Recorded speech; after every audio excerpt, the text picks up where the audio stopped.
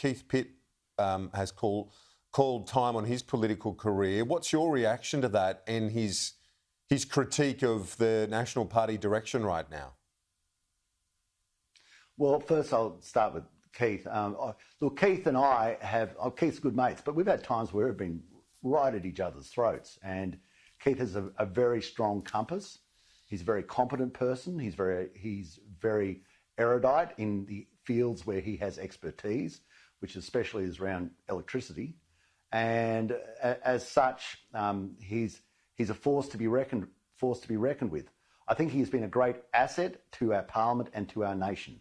I think it's essential that he's been part of the debate that shows itself in its, the wide variances of views from, the lunatic view that we'll have Australia run on intermittent power and wind towers and solar panels and, pixie dust, which is going to send us broke and drive us into the hands of our adversaries. That's exactly what it'll do, drive our nation into the dirt.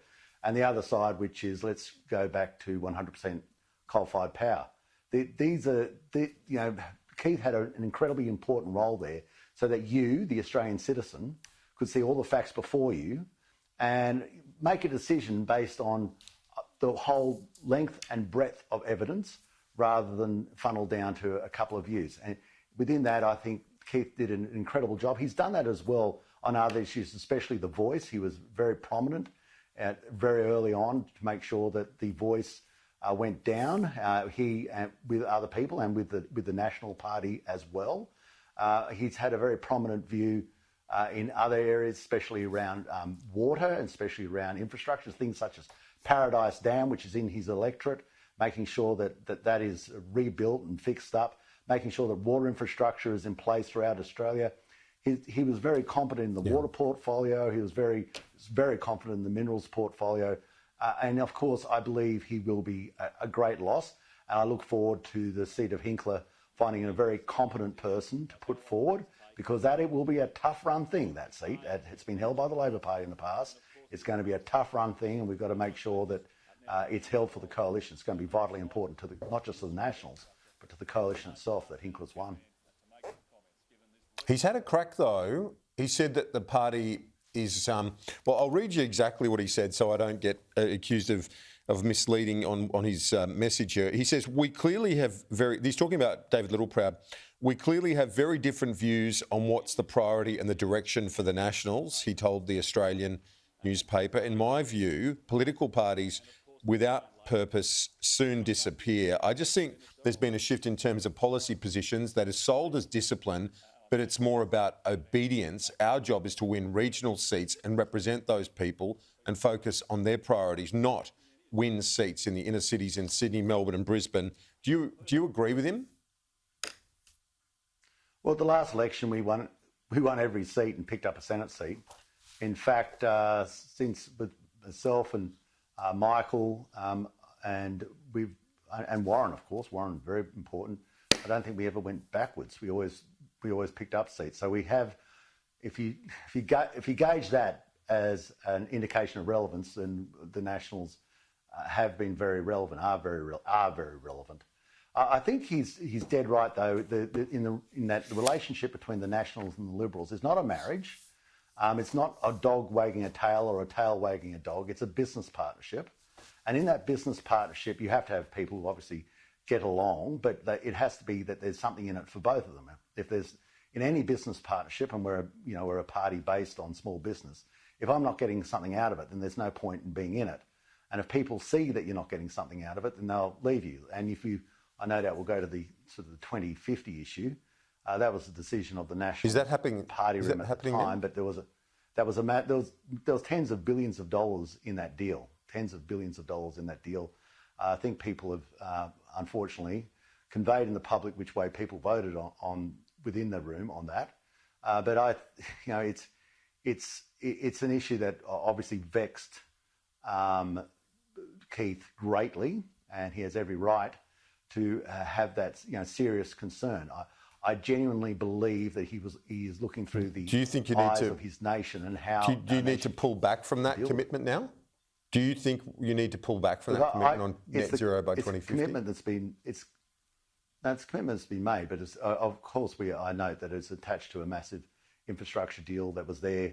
We all know about it. You all saw it. That's attached to regional Australia. I don't agree. We never agreed at the time to this 2030 lunacy. If you want to go down the path of intermittence, because that's the path we're on, then this economy is going to be driven into the dirt. Make no mistake about it.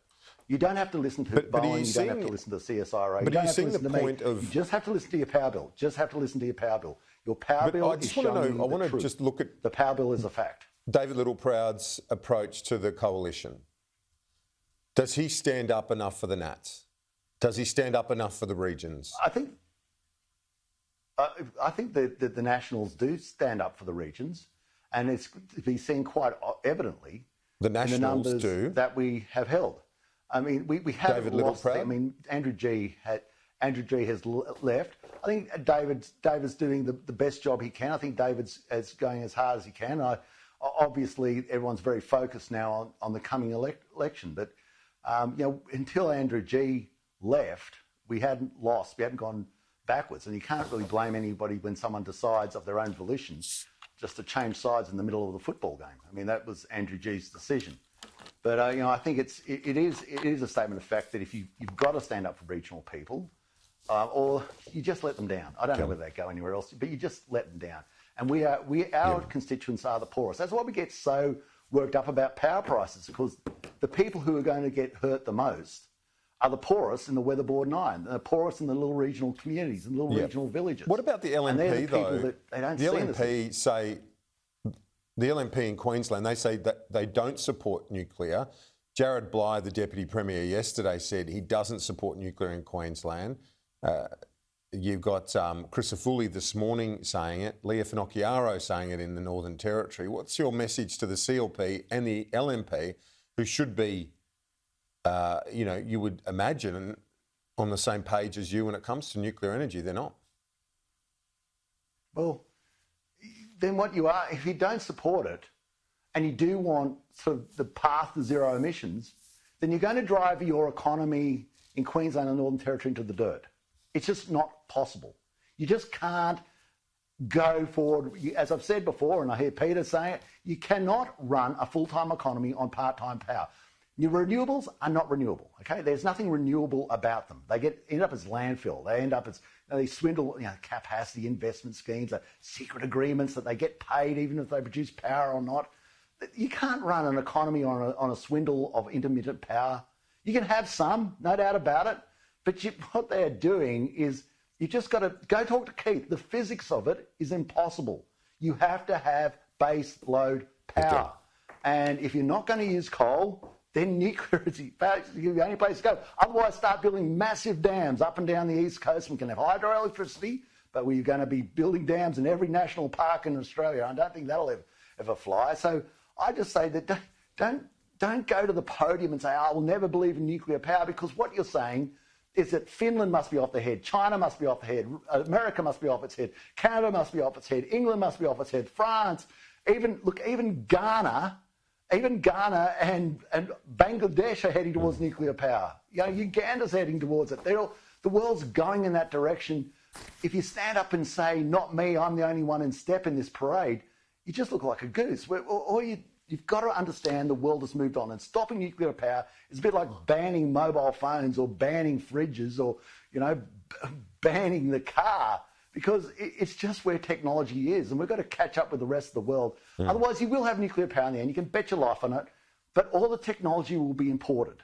And yet again, we'll look and see the huge mistake, the huge opportunity we lost for the biggest paying jobs, for a great industry, which Australia could have been at the forefront of.